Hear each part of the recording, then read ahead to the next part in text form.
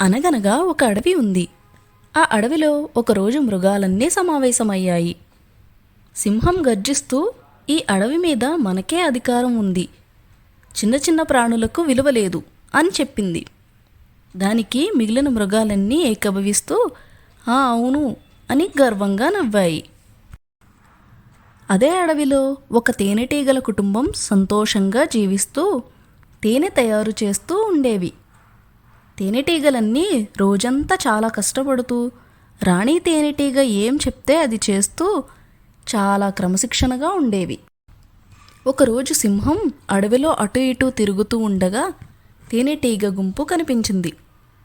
వెంటనే సింహం మిగిలిన జంతువులతో, ఈ తేనెటీగలు చాలా చిన్న ప్రాణులు, వీటి ప్రాణాలకి విలువే లేదు, వెంటనే వీటిని మనం ఇక్కడ నుండి తరిమేద్దాం అని చెప్పింది. దానికి మిగిలిన జంతువులు కూడా సరే అన్నాయి.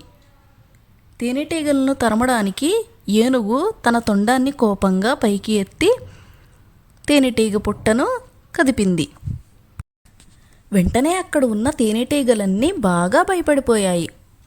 అది చూసిన రాణి తేనెటీగ, మనం మన బలాన్ని కాదు, మన ఐకమత్యాన్ని మరియు తెలివిని ఉపయోగించాలి, అప్పుడే మనం మనకన్నా పెద్దవారిపైన కూడా విజయం సాధించగలం అని మిగిలిన తేనెటీగల్లో ధైర్యాన్ని, శక్తిని నింపింది. చూస్తుండగానే మృగాలు తేనెపట్టు దగ్గరికి వచ్చాయి. ఎలుగుబంటి చెట్టును గట్టిగా తన్నింది. ఏనుగు తన తొండంతో చెట్టును ఊపింది. వెంటనే తేనెపట్టు చెట్టుపై నుండి కింద పడిపోయింది. అప్పుడు చిన్న చిన్న తేనెటీగలన్నీ ఒక్కసారిగా జంతువులన్నిటిపైన దాడి చేశాయి. ఒక్కో తేనెటీగ చిన్నగా ఉన్నా అన్నీ కలిసికట్టుగా దాడి చేయడంతో మృగాలన్నీ ఒక్కసారిగా భయపడి పరుగులు తీయడం ప్రారంభించాయి. తేనెటీగల దాటికి సింహం, ఏనుగు అలాగే ఎలుగుబంటి తమను తాము రక్షించుకోవడానికి ఒక పొద వెనకాల వెళ్ళి దాక్కున్నాయి. చూడ్డానికి చిన్నగా ఉన్న తేనెటీగలు కలిసికట్టుగా ఉండి మృగాల నుండి తమను తాము రక్షించుకోవడమే కాకుండా మృగాలకు కూడా బుద్ధి చెప్పాయి. అలాగే కలిసుంటే మనం ఎంత శక్తివంతంగా ఉంటాయో కూడా నిరూపించాయి. చూశారు కదా పిల్లలు, ఎప్పుడూ కూడా మనం చిన్నవాళ్లమని, మనం అసమర్థులమని అనుకోకూడదు.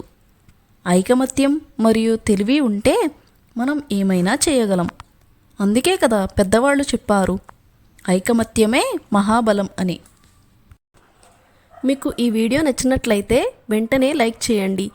ఇలాంటి మంచి వీడియోస్ కోసం మా ఛానల్ని సబ్స్క్రైబ్ చేయండి. Thank you for watching.